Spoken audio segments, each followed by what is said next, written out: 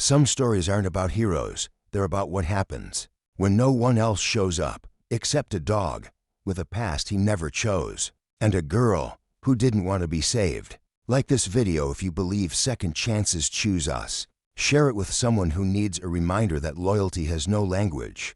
Comment below, has a dog ever changed your life in ways words can't explain? And don't forget to subscribe for more true stories that prove sometimes the quietest bond is the loudest love. The girl who didn't speak on the edge of a small coastal town, where the cliffs drop into crashing waves and the wind never quite settles. There lived a girl named Isla, 12 years old.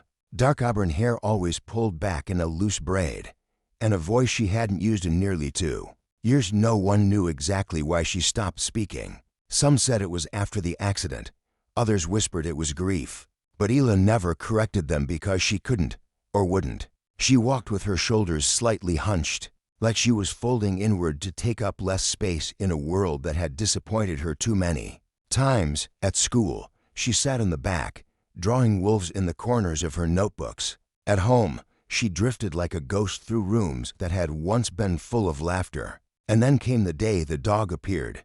No one saw where he came from, only that he wasn't anyone's. A German shepherd, scarred along his right side, with one ear that didn't stand quite straight. He was filthy, silent, watching, but something about the way he looked at Isla made her stop. He didn't bark, didn't growl, just stood there on the path between the cliffs and the town, like he'd been waiting. And Isla, for the first time in months, took a step toward something instead of away. The dog with no name, he wasn't chipped, no collar, no tag, no record in the local shelter. The only clue to where he might have come from was a faded number tattooed inside his ear, K9 to 731. When Isla first followed him half a block, then a full mile, he didn't run. He simply walked ahead, glancing back every few steps as if to say, "You coming?" They reached the old boathouse, long abandoned and half collapsed, where seagulls roosted in broken rafters. The dog lay down on the dusty floor as if he belonged there, as if he'd always been there. Over the next few days, Isla returned again and again. She brought scraps of food, water, a blanket. The dog never barked, never begged. He just watched her with amber eyes that seemed to understand far too much. One afternoon, Isla noticed something else. When she dropped her sketchbook and reached to pick it up, the dog stood up sharply, positioning himself between her and a passing stranger. Protective, trained, not a stray after all. That night, Isla found her father in the garage, flipping through old police records on his dusty laptop. "Dad," she wrote on a notepad, "what happens to dogs when their handlers die?" He paused, studying her eyes. "Some are retired, some are rehomed. Others, well, if there's no one to claim them, they're let go." Isla didn't sleep that night, and the next morning, she gave him a name, Ranger. When the quiet was broken, it was a Tuesday, the kind of overcast morning where time feels slower and the town feels smaller. Isla had just finished drawing a raven in her sketchbook, sitting cross-legged near the boathouse, Ranger dozing beside her. Then a noise, low, distant, but wrong. Ranger's ears perked up before Isla even noticed. A sharp engine rev, then tires screeching. From behind the trees came a battered pickup truck, crawling where it didn't belong on the trail path near the docks. Isla stood. Ranger rose too, his stance stiffening. The truck stopped. 2 men got out. One scanned the horizon. The other pulled something from the back, a duffel bag, heavy, dark-stained. Isla's breath caught in her throat. The men didn't see her, but Ranger saw something else, a glint of metal, a man's face that changed when he saw Isla. The one by the truck pointed, the other followed his gaze, right at her. A shout, and then Ranger barked, for the first time, and the sound of it was thunder. The chase. The moment Ranger barked, Isla ran. She didn't think, her feet moved on instinct. Sketchbook forgotten on the ground, heart pounding like a war drum in her chest. The trail behind the boathouse sloped sharply into the trees, and she bolted down it, branches snapping at her arms. Behind her, voices shouted, male, angry, fast, but nothing moved faster than Ranger.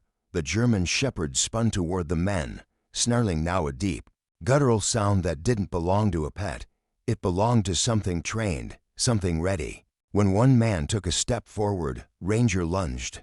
The first man hit the ground with a cry, arm up, teeth meeting sleeve and flesh. The second man cursed and swung something metal, glinting, but Ranger was already gone, streaking after Isla.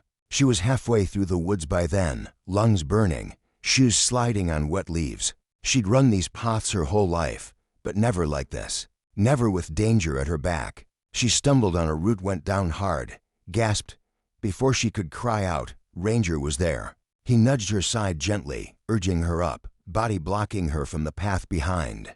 And then came the gunshot, loud, sharp, echoing through the trees. Isla froze. So did Ranger. Another shot closer this time. Ranger turned, looked at her, and did something Isla would never forget. He growled once, nudged her again, and then darted off toward the danger, away from her. To protect her, she didn't want to let him go. She wanted to scream, but she ran, because that's what he told her to do. The sound of sirens. Isla didn't stop running until the trees thinned out, and the sound of sirens filled the air. She burst out onto the old service road that ran along the edge of the park, gasping for breath, clothes torn, face streaked with tears and dirt.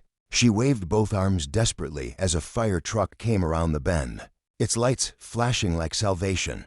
The truck screeched to a halt. 3 firefighters jumped down. One of them recognized her instantly. Isla, what the where's your mother? Isla tried to speak, but her throat was raw. She pointed toward the woods. 2 men. They grabbed her. Ranger, he stayed. She collapsed onto the gravel, chest heaving. The team didn't hesitate. Radios crackled. More sirens rose in the distance. Isla clutched one of the fireman's sleeves. You have to help him, she begged. The dog. He's fighting them. He's protecting us. The firefighter's face hardened with resolve. Let's get him back. He nodded to the others and took off into the forest. For the first time since it all began, Isla didn't feel alone. But fear still burned in her chest, not for herself, not anymore, but for Ranger. Because he wasn't just any dog. He was her dad's partner, and now he was hers. The stand at the clearing, the men thought they were alone, now thought the girl had vanished, and the mutt would run when outnumbered. But Ranger didn't run. He stood in the middle of the clearing, chest rising and falling, amber eyes locked on the 2 men dragging Isla's mother toward the car. Blood trickled from a gash above his eye. His flank rose and fell with every shallow breath, but his posture was steady, unyielding. One of the men raised a crowbar. Back off, you stupid dog, Ranger growled, low and primal. The sound stopped them cold. And then, he lunged. Everything happened fast. Teeth flashed. A scream tore through the clearing. 1 man went down, shrieking, clutching his arm. The second swung the crowbar, caught Ranger's shoulder, but it wasn't enough. Ranger barreled into him, knocking him against the car door, snarling. The chaos drew the attention of the rescue team just arriving. Firefighters burst from the woods, radios blaring. Hands up. The remaining man froze, blood on his sleeve, and Ranger, panting, trembling, stood between them all like a living barrier. He didn't move until Isla's mother crawled free. Weeping, he limped toward her, collapsed beside her, and finally let himself rest. Sirens fade, hearts break. The sirens faded into the distance, carrying the attackers away in the back of a police van. Paramedics tended to Isla's mother, wrapping her in blankets, checking her vitals.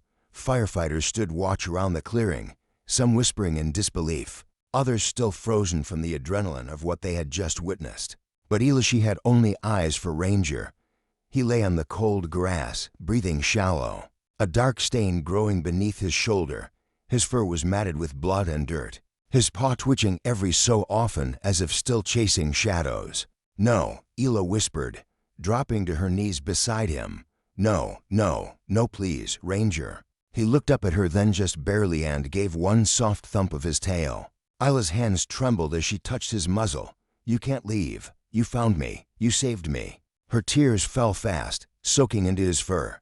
I still need you. Ranger didn't move.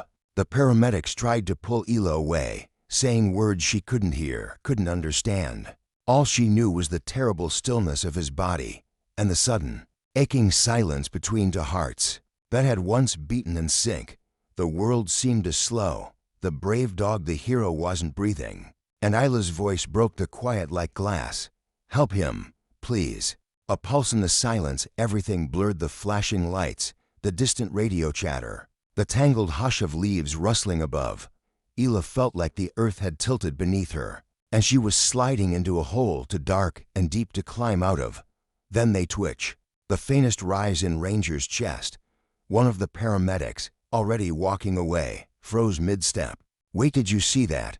They rushed back. Hands moved fast. One lifted Ranger's head gently, while the other placed fingers against his neck. "There's a pulse. Weak, but it's there." Isla's eyes flew open. "He's alive.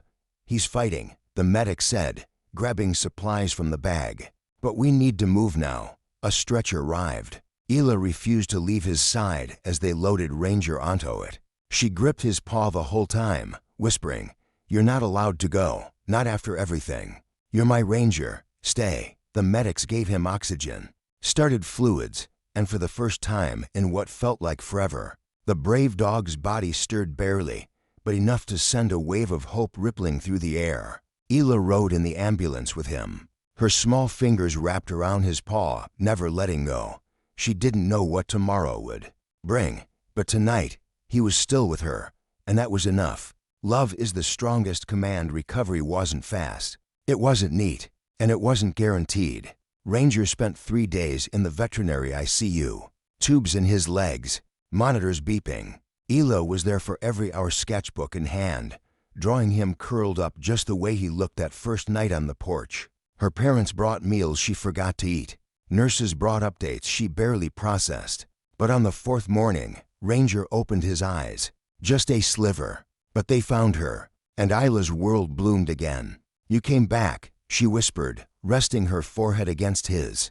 "I knew you would." In the days that followed, Ranger began to heal, not just in body, but in spirit. His tail wagged again. He tried to sit up. He barked softly when Isla left the room, as if reminding her he was still on duty. But something had changed. The trainers noticed it first. He stopped responding to his old police commands. Sit, stay, track. They were just sounds to him now. He wasn't a canine anymore. He was hers. "What do you think happened?" Isla asked Dr. Ramirez one day. The vet smiled. "Sometimes love rewrites the rules. He's following a new command now, yours." From then on, Ranger only responded to her voice, her footsteps, her laugh, and in that quiet space between recovery and rebirth, Isla understood. You don't have to be a soldier to be a hero. And sometimes loyalty isn't about training. It's about choosing who you'd bleed for.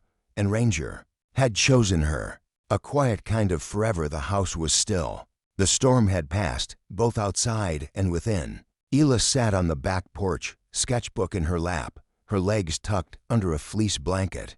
Beside her, Ranger lay stretched out in the sunlight, his coat thick and gleaming, the scar on his side a quiet badge of honor. He wasn't chasing criminals anymore. He wasn't chasing ghosts either. Now, he chased butterflies in the garden, watched birds from the window, walked Isla to school every morning, and waited for her in the exact same spot at 3:15 p.m. Rain or shine, they became a fixture in the neighborhood. The silent girl and her silent guardian. Over time, the silence faded. Isla started talking again, first to Ranger, then to her parents, then to everyone else. Her voice was quiet, but steady, like wind over water, like leaves brushing the ground. Ranger never left her side. Not when she got sick again and needed to sleep all day. Not when she had to cut her hair because it started falling out. Not even when she asked him, through tears, if he would still love her when she didn't look like herself. He just licked her hand, curled around her feet, and stayed. Always stayed. In the years that followed, Isla got stronger. She graduated, got accepted to veterinary school, and Ranger grew older, slower, grayer, but no less loyal. When people asked about the dog who saved her, Isla would smile and say, "He didn't just save me once. He saves me every day." And when Ranger finally closed his eyes for the last time, it was in Isla's arms on that same back porch, beneath the same soft sunlight. His last breath was a sigh, a release, and she whispered, "Good boy," through her tears. A bronze statue now stands outside the town's animal hospital. A German shepherd seated with a girl beside him, both looking forward unafraid. The plaque reads, "He was never trained to love. He just chose to."